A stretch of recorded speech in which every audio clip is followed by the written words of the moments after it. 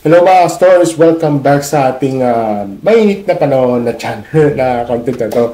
Pero huwag natin isasama itong sa init na itong content na to. At well, papanoorin natin ito sa ating video na to. Ito tungkol ito medyo itong galing kay galing to kay Zach Alvis. So ano siya, isang Filipino na currently nasa ibang bansa na siya, which is I think Australia siya ata. Ewan ko, ayun. So, tingin ko currently na siya sa Australia at may sinasabi siya, parang nagmo-motivate tayo nito. So, panoorin natin nito at mag-react tayo. Okay, ito. Ito. Oops, nangyari. Ito. Ito yung isang tao na tinanggal ko sa buhay ko. And the moment na inalis ko sila, I moved away from them, my life became better. Itong mga tao na to, yung mga tao na mahilig magbigay ng negative comments, negative complaints without solution. Okay, let me explain. May mga tao, they will give you negative feedback, creative feedback for you to become better. But may mga tao, their job, pagising sa umaga, the first thing they do is asarin ka. They give you a lot of negative comments to ruin your day, to ruin your emotions and your feelings. Tapos walang solution. For example, pag sinabi nila na, uy, taba mo ah. And then what? Wala lang. Sinabi niya sa'yo mataba ka. And then the other friend, sinabi niya sa'yo, uy, bakit tumataba ka? Tara, gym tayo. Teka na, stop muna. May sinabi ka dito na yung sa na talagang itatanggalin parang tatanggalin yung parang friendship ata. Dapat yan talagang tatanggalin. Alam mo, hindi lang tanggal gusto ko palitan ganun. Takbo tayo sa UP. Or let's eat healthier. Kapag sinabi ng isa na, uy, sama ng ugali mo. Real talk, hayop ka.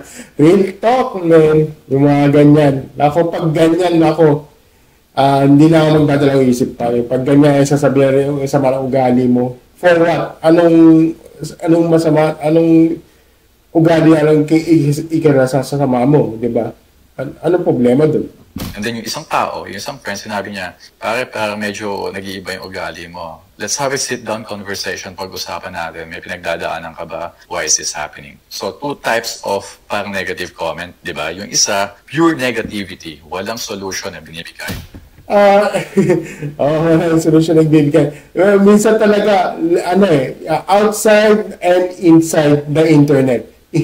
Internet, daming comment yan. Kaya lalabanan ka, kasabihin ka na ng 8080 ng inayupak na yan. Isa naman, i-real talk ka sa harap ka na ng tao. There's no intention to help you to become better, but the other person na constructive criticism, creative feedback, creative negative comment with the intention to help you better, those are the real friends, the real people that you want to keep in your life. Yung mga inalis ko na pure on negativity, hanggang ngayon ganun pa din, negative pa din. Well, permanent yan. Hindi naman natatanggal, permanent na sa kanila yan. Negative pa din. The way they post on social media, the way they talk to other people, always talking about other people. Pagkaharap ka niyan, ikaw yung pinupuri niyan. Pero pagkausap na niya yung ibang tao, ikaw naman yung sinisiraan nila. Ikaw na naman yung topic nila. Kaya, sa nila, parang may relate ako. Medyo, grade C, pa na ito na, 1996, graduate ako. Alam mo, kinompare pa sa lecheng baliktiktore na yan. Hindi ako naiinggit dyan. Okay? Hindi ako naiinggit. Alam mo bakit? Kinumpara pa ako ng isang lecheng baliktiktore sa akin. Alam mo yun, kung maraming medal. Alam mo, minsan, minsan, pabor na rin ako sa diskarte over diploma If you can do yourself a favor and remove this type of people in your life, people who are full of negativity, walang ibang sinasabi kundi paninira about other people, hindi nila nakikita yung negativity on themselves. For them, either, I don't know what you call them, but it's probably a mental problem na nakikita lang nila yung mali sa paligid nila, hindi nila nakikita yung mali sa sarili nila. Ganun sila. Oh, hindi sila nakikita na mali, pero yung sa kanila mali, ito, na hindi na nakikita, pero yung point of view niyan, ang daming mali. Oh, ang daming mali, ang daming ano yan. Mali yan, mali yan, mali yan. Tapos ikaw laging tama. Kailan mo perfect ka? So, as fast as you can, try to remove these people in your life kasi hindi ka magbe-benefit niyan. Those people will grow old, sour, bitter, and full of negativity. While you, the moment na tanggalin mo itong mga weeds na to, itong mga parasite na to sa buhay mo, you will flourish to become a better person. Remember, the moment you remove this type of people, itong mga weeds sa buhay mo, itong mga parasites sa buhay mo, na all they do is give negative energy, give negative comments in your life, the moment you remove them, see how fast you grow as a person.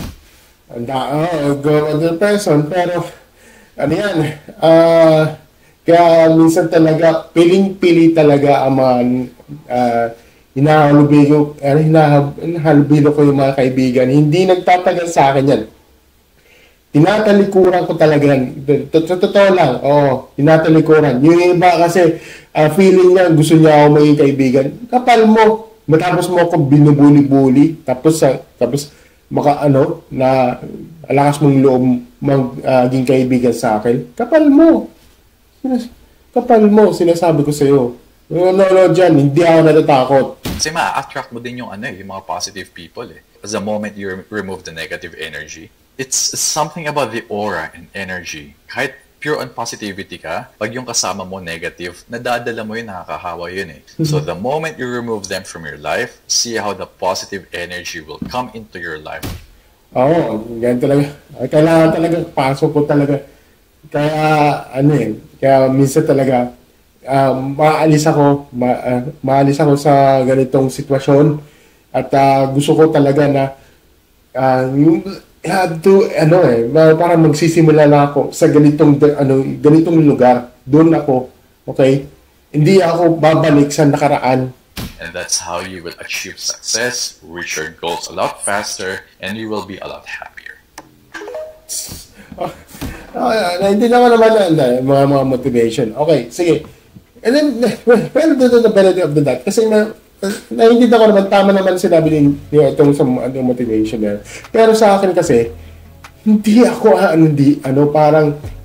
ako hahabilo sa mga ganitong lecheng tao mga ito.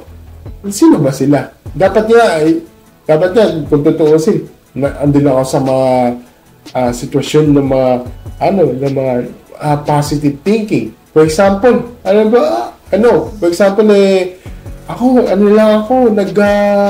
nagpaplano ako, ganito. Plano ako.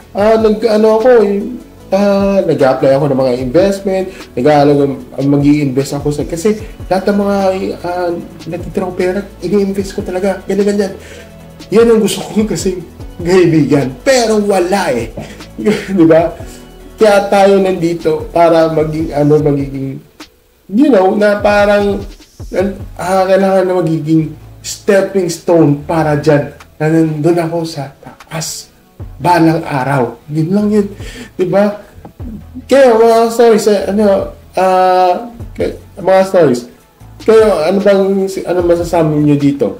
Ako, first things first, nagiging agree ako dito sa sinasabi niya. For example, yung tatalikuran ko yung mga negative things, yes, oo. Pero yung mga yung parang manatili ka yung sinasabi niya na yung sabi, taba mo na yan. And parang talagang iiwanan ko talaga yung mga yan, di ba? Yun, all I have to say is talagang iwan talaga. Kaya minsan talaga yung mga lure, kaya minsan napapabara ko sa mga